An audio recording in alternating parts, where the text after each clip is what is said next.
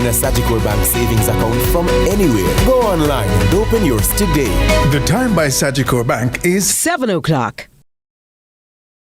CVM News at 7 Tuesday, brought to you by KFC. Do whatever the crunch you want with KFC's popcorn chicken, now available in hot and spicy. KFC, it's finger-licking good.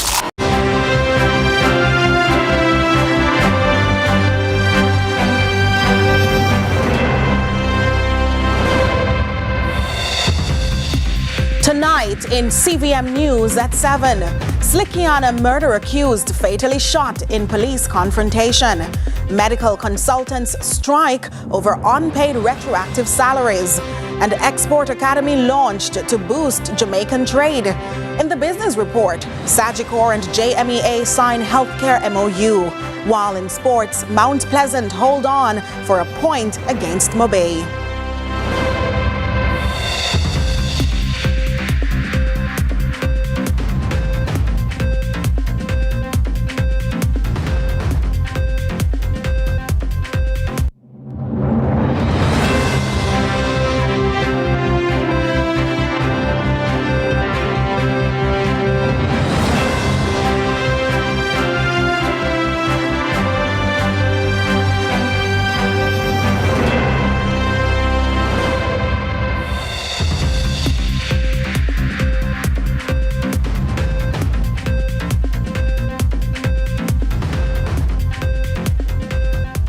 From Kingston, Jamaica, this is CVM News at 7. It's Tuesday, February 25, 2025.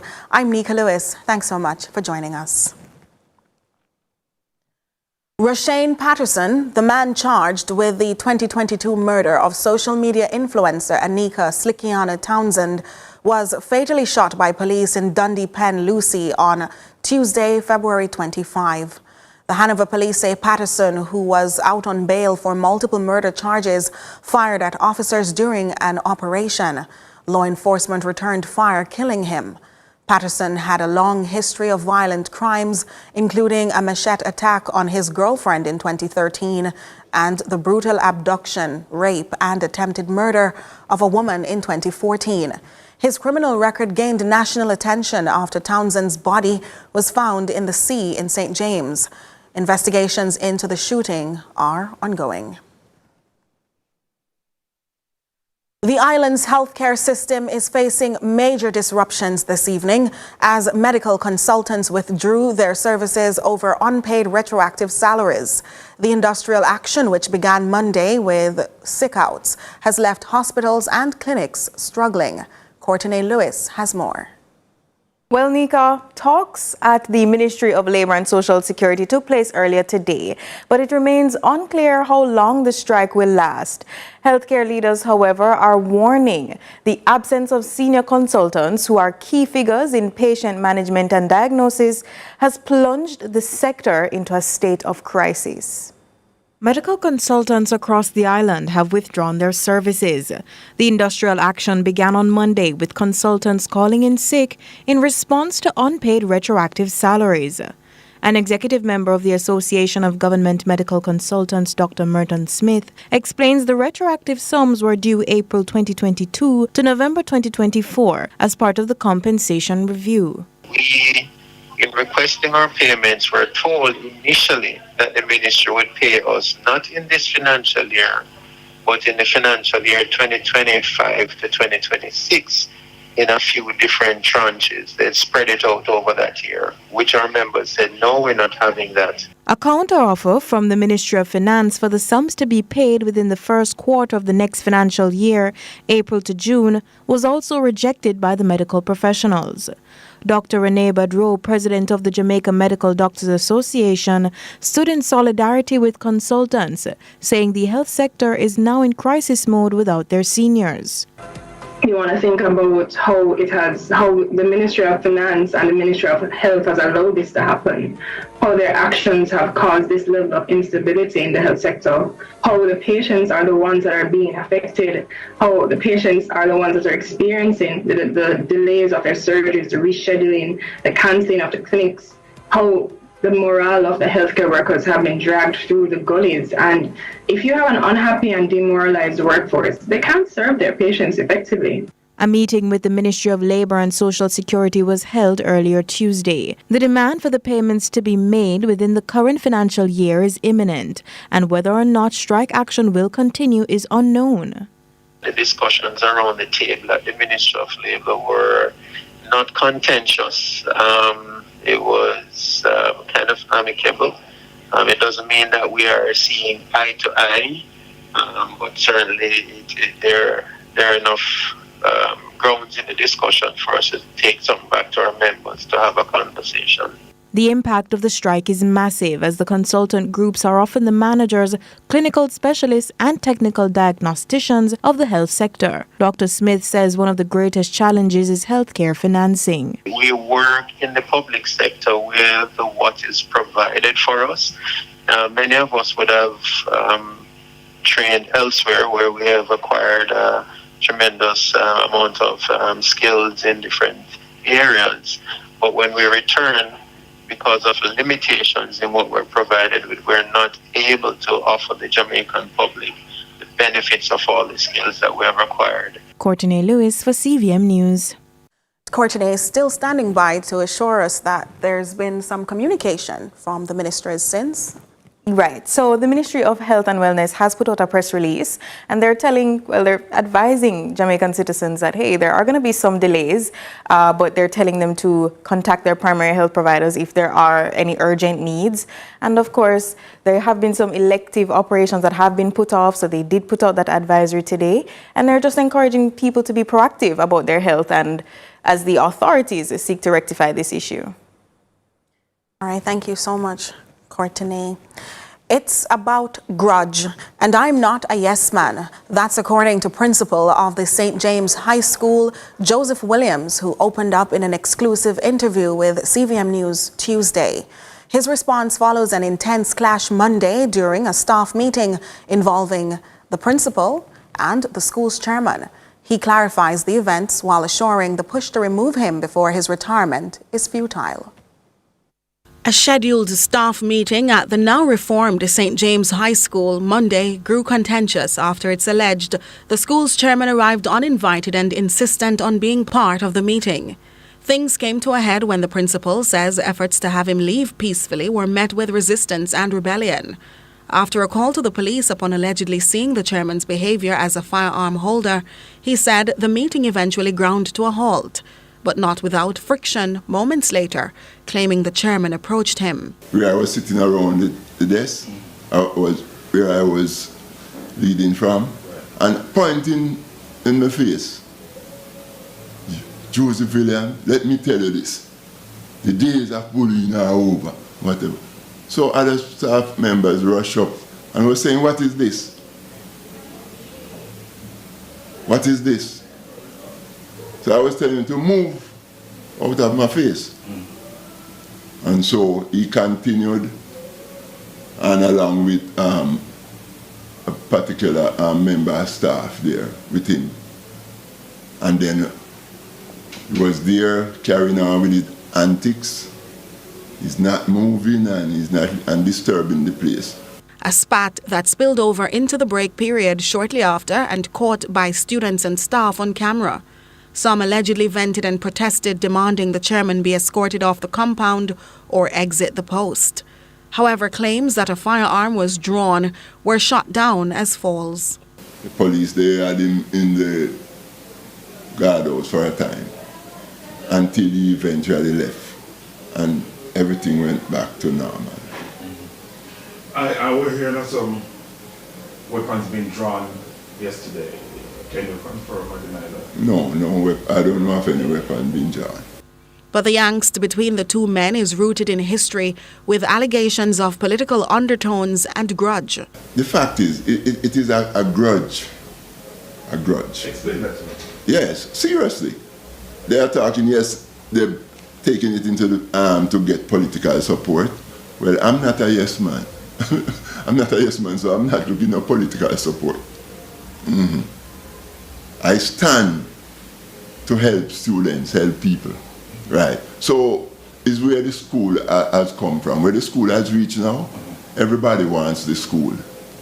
Wants to be chairman, wants to be principal. They can't even wait until I retire. Activities at the school were halted up to Tuesday with no guarantee of normalcy until there's been a resolution. Some staff have expressed a desire for the chairman to leave. It's understood the Education Ministry has also intervened to settle the disagreement. Efforts to get a comment from the chairman proved futile. We take a break. More CVM News at 7 in a moment.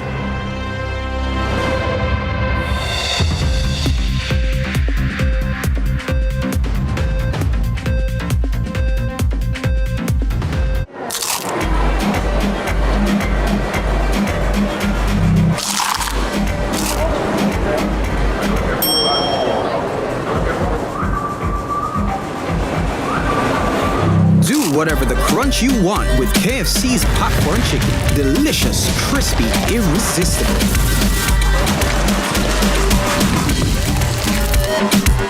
Now available in hot and spicy. KFC, it's finger-licking good. Join my private room. Only $1,000 for a grand time. That I know me. We never said that. But who going to believe me? That is correct. $4,350,000. Yes, go ahead. $4 million? I never approved that. Yes, me go doctor tomorrow. So me have to get the money today, no longer. Then no me face that. We never make no record or beg nobody no money. Deepfakes are AI-generated images and videos made to look and sound like people we know and trust. They're used to spread misinformation, destroy reputations, and are used to commit fraud and scams. Don't fall victim to deepfakes. Protect yourself. For more information, visit broadcastingcommission.org or scan the QR code on screen.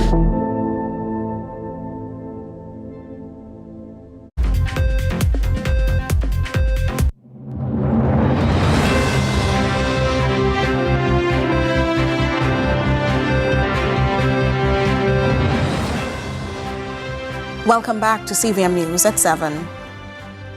Jamaica's trade deficit has been a long-standing economic challenge, but the government is pushing for solutions, with exports trailing behind imports for nearly all of the country's independent history. A new aim to equip local businesses with the knowledge and tools needed to tap into global markets has emerged. Ramon Gordon has the details. Jamaica has endured 61 years of negative trade imbalances in its 62 years of independence. It's a sobering statistic that Industry Minister Aubin Hill says the country must tackle head-on. We must make exporting a national imperative. We must make exporting a national imperative. There's a growing appetite for brand Jamaica overseas. Crops like breadfruit and avocado even are people and their services in increasingly high demand. The challenge is that many local businesses struggle to navigate complex international trade. That's where the new Jamaica Export Academy comes in, a free digital learning platform designed to simplify the export process. One of the main aims of the Export Academy platform is to provide information to allow for a better understanding of the export process. This will be done by bridging the knowledge gap through an online platform that provides customized assessments and content to the exporting community. The Academy will offer training materials, including videos, documents, and presentations, with personalized assessments that identify areas where businesses need support. Minister Hill says this initiative is about securing Jamaica's long-term prosperity. We will not get rich selling to under 3 million people that have a per capita GDP of less than $7,000 and believe we're going to get rich. We're not going to be able to take on China or Mexico or Colombia, but we can take on the world through our brains and through technology. Meanwhile, the Export Academy is just one part of a broader push to digitize and streamline Jamaica's trade sector. Also in the works is the Export Gateway, an advanced digital hub that maps trade opportunities across 190 countries. You want to know how you trade in the British Virgin Islands or Trinidad or Togo or Congo or Uganda, the Netherlands. You go there and it tells you what is required for free. The Export Academy is now live online. Ramon Gordon for CVM News. Monday's unrest by one of the two categories of staff at the University of Technology, UTech, yielded some results. A meeting at the Ministry of Labour with key representatives and a back-to-work order. Let's get more details from Carlin Brown. The impact was significant because as part of the protest action, they literally locked down the institution. All the main entrances and exits were chained off and padlocked by the protesters, and we had to actually get angle grinders to cut the gates open with the assistance of the police to allow us to do so. By contrast, movement in and out of the campus flowed on Tuesday, and like on Monday, classes were not disrupted as the academic staff carried on with their duties. As far as President Dr. Kevin Brown is concerned, he has been making steady progress with compensation matters since he took over the helm of the National Public Institution. Compensation review affects all public sector institutions, including UTech. And we have been in dialogue with the government since last year to process our new salaries. We've gotten to the stage now where there is a commitment to implement the new salaries in March this year. Admittedly, there was no payment date. And that's what triggered the non-academic staff comprising admin, technical and ancillary staff, approximately 600 of them. That's the conversation we're having now with the Ministry of Education and Finance. And that is what we're trying to settle at the moment. So I believe that we will find a resolution. It's unfortunate that the staff felt they had to protest in the way that they did yesterday. I have certainly been trying to work with the unions and the government to avoid that sort of protest. It seems Monday's parting instructions from the union to go home and not return to work until the issue is resolved was squashed after a meeting. We have an official written up heads of agreement that I have signed, the Administrative Staff Association have signed, and the Ministry of Labour have signed. So we have a written agreement that staff will return to work today. Should the afternoon back-to-work order be slow in getting to all concerned, he says by the latest Wednesday morning, things should be normal again at 237 Old Hope Road. Let's see. Carlin Brown, CVM News. Monday's celebration honoring Jamaica's national hero, Sir Alexander Bustamante, nearly faced major cutbacks due to financial constraints. It's a matter which has stirred debates among key stakeholders. Shante McNeil has that story. The Bustamante Industrial Trade Union, BITU, is voicing strong criticism over funding challenges for this year's celebration of Sir Alexander Bustamante's 141st birthday. Comparisons were drawn to other state-funded civic events that faced less financial hurdles. Speaking at Monday's ceremony in Blenheim, Hanover, BITU Assistant General Secretary Colin Virgo expressed disappointment over the budget constraints, highlighting disparities in funding allocations. $45 million was spent out of this towards the Right Excellent Norman Manley's similar birthdays like this in Manchester. Nobody never quarrel. Nobody never make any fuss, any fight. As a matter of fact, if my memory is correct, another similar amount. I remember say $45 million them time they have plenty more now. was taken again from same theft to even do the road. The event was originally budgeted at $800,000, but faced the risk of being reduced to a $150,000 floral tribute due to a lack of allocation to the Jamaica Cultural Development Commission, JCDC. However, Minister of Culture, Olivia Grange, later intervened, pledging her ministry's support to ensure the celebration went ahead. Virgo said he's hopeful partisan politics didn't play a role in the financial struggles, as he reminded leaders that the tribute to Jamaica's first Prime Minister should not be treated as a political event. When Sally Portius was deputy mayor, they not only ensured that the function was held and held properly, they attended. Our Bishop never missed one. Because it's not a political event. It is a civic ceremony, and decency must be shown. Beyond the ceremony, Virgo also raised concerns about roads in the area that were recently repaired but have since deteriorated due to weather conditions. He says he will be seeking further assistance to address the issue. So I'm going to make the call again. And since the parish council claims that they broke, because they never have the money to even put on this function, so they say, fine. I am going to make the call and beg the money. Whether it has to come from TEFCO or wherever else, MP Davis, right? For the road to be repaired coming into this area. Shante McNeil, CVM News. There's more to come right after this break.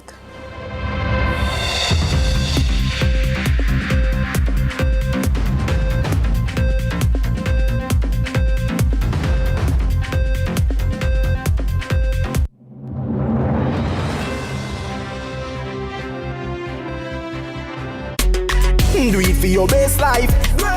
Go check your HIV status. So keep your life trending, no pretending. Me I tell yourself do it for you, do it for you. Every time you are link with a condom, coulda husband, coulda wife, coulda be a random. Condom connect and protect your profile. Be your own fan. Do it for your best life. Do it for your best life. Don't put yourself at risk. Condom connect every time. Do it for your best life.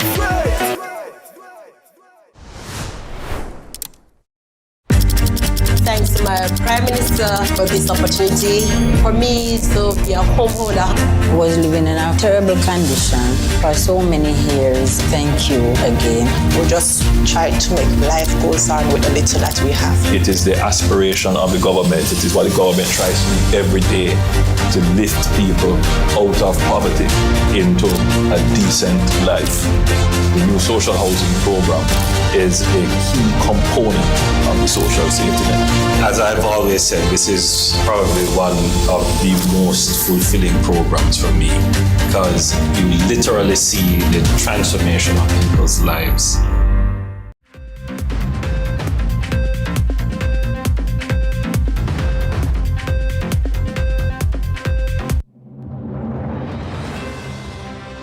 Welcome back, and you're just in time for what's trending on social media.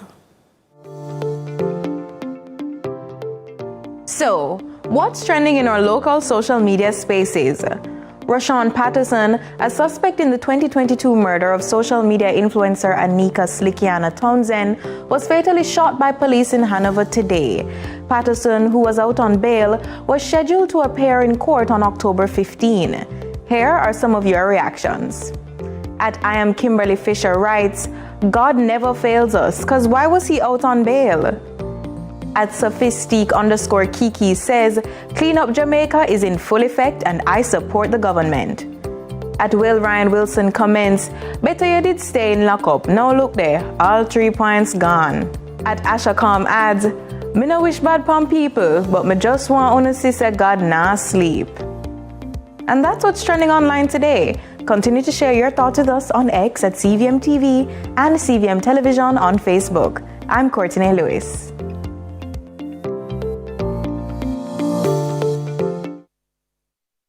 From socials to regional and international news. We begin with news in the region. CARICOM's 25 by 2025 initiative to reduce the regional food import bill has been extended to 2027. During the 48th CARICOM Heads of Government meeting, Prime Minister of St. Vincent and the Grenadines Ralph Gonsalves said the deadline set was an ambitious one. More from CBC News, Barbados. Access to fast, reliable internet is no longer a luxury. It's a necessity for economic growth, education, and digital transformation. Recognizing this, the Caribbean Digital Transformation Project is leading the charge in developing a broadband policy and strategy for St. Lucia. We turn to NBC Television. The Caribbean Digital Transformation Project is spearheading a major initiative to develop a comprehensive broadband policy and strategy for St. Lucia, a critical step in achieving universal broadband access, bridging the digital divide and fostering economic growth through digital connectivity. We understand that without a proper broadband system, there is no way that persons can participate in the digital economy and the digital modernization initiatives of the government. Sherilyn Monrose Gustave, project manager of CARDTP, emphasized that the broadband policy and strategy is a cornerstone of the project's mission to expand access to digital services, bridge connectivity gaps, and equip governments, businesses, and individuals across the Eastern Caribbean with the technologies and skills needed for the digital age. What we have found is that whilst government and St. Lucia by extension have made tremendous strides in terms of digital transformation and modernization, there exists quite a few gaps. One of them is that of infrastructure. So this activity is really aimed at addressing this gap as it relates to broadband services and ensuring that we have this universal broadband access, reliable, high-speed internet, and bridge a digital divide for persons who don't have access to technology. And in international news, the United Nations Security Council adopted a U.S.-drafted resolution on the third anniversary of Russia's invasion of Ukraine that takes a neutral position on the conflict as U.S. President Donald Trump seeks to broker an end to the war. That report from Reuters. The United Nations Security Council adopted a resolution that takes a neutral stance on war in Ukraine on Monday, one that was drafted by the US. It came on the third anniversary of Russia's invasion and reflects US President Donald Trump's upending of US policy on Ukraine, as well as his more conciliatory approach towards Russia compared to his predecessor, Joe Biden.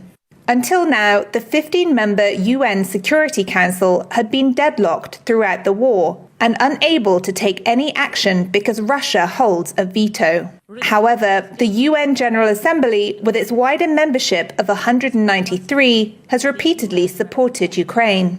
And earlier on Monday, the US had failed to convince the General Assembly to pass its more neutral resolution. Instead, the Assembly passed two other resolutions, one drafted by Ukraine and European countries, and another drafted by the US, with language supporting Ukraine that Europeans added in. And while General Assembly resolutions are not binding, unlike those from the Security Council, the Assembly carries political weight, reflecting a global view on the war. And that's it for regional and international news.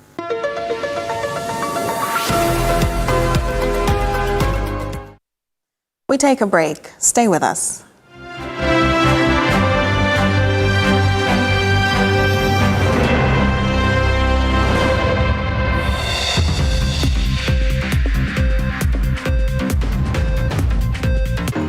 All fish farmers and all fishermen catch a new wave to get your license in your hand. Irifins are the new sensation.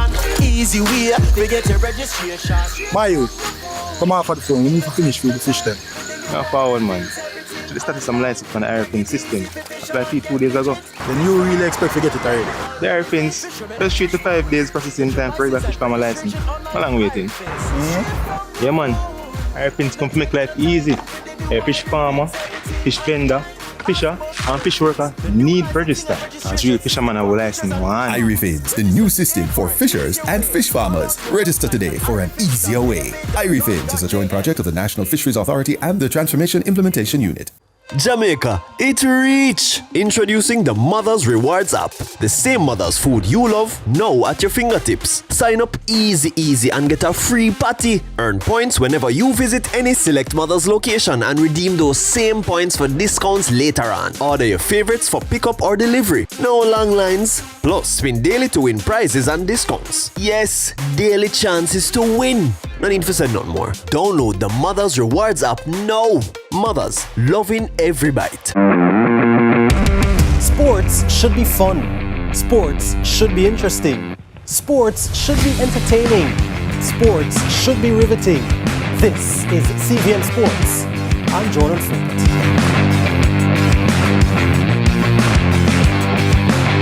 Do whatever the crunch you want with KFC's popcorn chicken.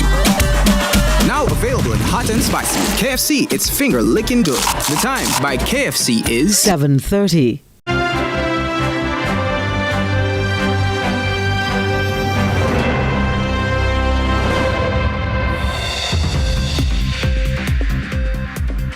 Welcome back. Jordan Fort now joins us for a preview of what's to come in sports. Jordan. Well, Nika, we have so much coming your way, but the top stories, that match between Montego Bay United and Mount Pleasant in the Jamaica Premier League. In the second city, it lived up to the billing. There was plenty of drama. Plus, the under-20 Reggae Girls, heartbreak for them in their quest to qualify for the World Cup. That and more in sports. All right, well, there you have it. All that's to look forward to in sports. Continuing the news. Yesterday evening's fire gutted the dwellings of over 50 persons home. Well, we mentioned that 50 persons are now homeless, including children, between Fleet Street and Lad Lane in central Kingston. Adrian Williams took us to the scene, viewing the aftermath and cries of the people affected. So I'm here on Lad Lane in Kingston, where a fire was suspected to have started from Fleet Street, just around the road, and spread to this dwelling and affected dozens of residents. We're going to be speaking to persons now to find out how it has affected them and what is it that they're appealing for. I when me reach me say the place step on fire. What could have saved? Them not save nothing not save. Bed, dresser, fridge, stove, not even pack them not have. Well, if I think this was once a shop, nice look house. Chicken and chips. Where the man sell him look chicken and chips, him do him look jerky. The fire started from way back there. Everything the people them lose to carelessness. Wicked people them left can't go in them house and make how much pitney burn out. Where I am standing right now, I can still smell the burning, whether it be electrical, appliances, fixtures, sulfur. It's still evident that a fire took place here. A fire ravaged this home. As you heard from one resident earlier, many persons have been displaced through what is suspected to be a lit candle that was left unattended. So we're here inside another dwelling just beside where we were. And one resident says she was sitting at this very location when the fire started to spread. Let's find out from her how it happened. Yeah, my name is Fatisha. I was sitting like right here and I smelled the smoke and I was like smelling the smoke and I wonder what is it. I was like, Kenisha smoke, but we now see where it come from. We realize it's coming from that side. So the only thing we could have do is just grab up the bag with the bird paper them, that's all. And to look at something and just dash out. I see look at my clothes them. So these things are... Yeah, the man go teeth out some of the time, but I appreciate for when my daughter see a bag for me. Oh, so... Yeah. So that these toys you say are yours, yeah. You sell these stuff? Yeah. So you just purchased them or? No, buy them for our country. Oh. So we walked through the structures starting on Lad Lane and we're now onto Fleet Street. We walked through our premises that it is suspected that the fire had started from. No confirmation there yet, but now we go out onto Fleet Street. So this is on the other side of Lad Lane where we just interviewed persons. Yes, the fire brigade come without water and the people them have to go on the house top, go catch water for out the fire. And a 9-yard pan Fleet Street burned down. So far, they have received assistance from Member of Parliament for Central Kingston, Donovan Williams, but appeal for more. I will get 2 little pieces of mattress, some food. Yeah. We can go so far. We This we're grateful, but would I like little more? While they give thanks for being alive, residents begin to pick up the pieces to rise from the ash. Adrian Williams reporting for CVM News. And of course, we do encourage you to help if you can. Now to the business report with Joel Crosskill.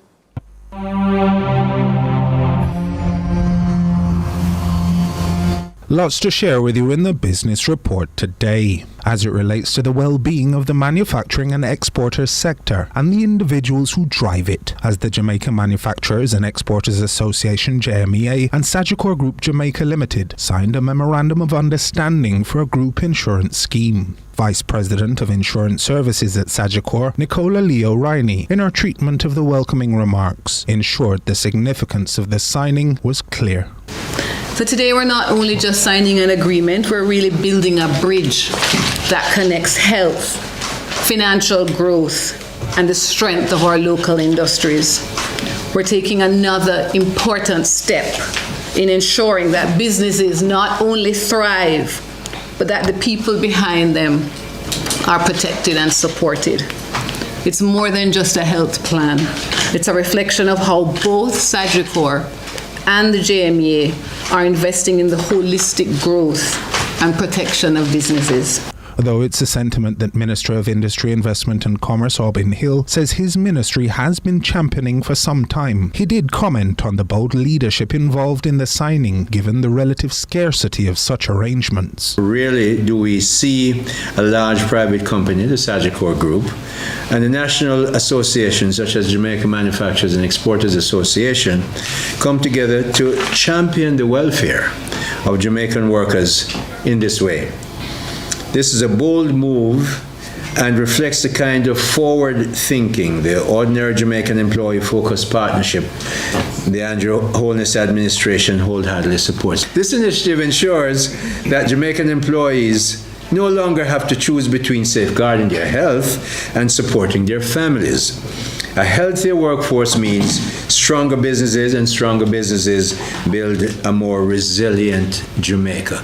The particulars of the MOU and the benefits of group health were shared by Mark Chisholm, Chief Revenue Officer at Sagicor. This is a two-pronged approach, group and life insurance scheme for JMEA members, and also what we call Sagicor talks about financial fitness, which is staff. So we want access to the staff to help to build them to be productive and to save and earn while they grow in the JMEA space. The details of the scheme is members will provide their tailored group life and group health and other insurance options at competitive rates. Once enrolled members will retain their initial rates for the full 12 months, and there's a period where there will be no increases for those 12 months. The MOU will also lend support to small and medium-sized enterprises through Sagicor's SME Resource Centre. Kamisha Blake, Executive Director of the JMEA, who was instrumental in the development of the MOU over the past 12 months, shared just what it means to her and the potential developments such as these can have on the future of Jamaica and its economy. Jamaica, we have all the potential to be a rich country, and it is through visions and persons like yourselves that we will make this happen. In my lifetime, the most valuable asset that a company can have is its workers, the people that is behind the money. So with this, I want to say a special heartfelt thank you to my 3 musketeers on my left and my staff who would have been working for the past year to make this a reality. Not only did Sagicor Group President and CEO Chris Saka and President of the JMEA Sydney Thwaites exchange signatures and handshakes, but in doing so, also a shared perspective on the importance of innovation in raising the bar for the manufacturing and export sector to the benefit of the nation. We're excited about the MOU. It's really out of a common ethos because even as we give our companies the tools to move forward, we really can't forget that the employees, we need that as a part of the ethos and move the employees, offer them more benefits, more access, and the protection of health coverage. The needs of the manufacturers are constantly evolving, and with that, the support systems required to help them succeed must also evolve. And I was particularly pleased to hear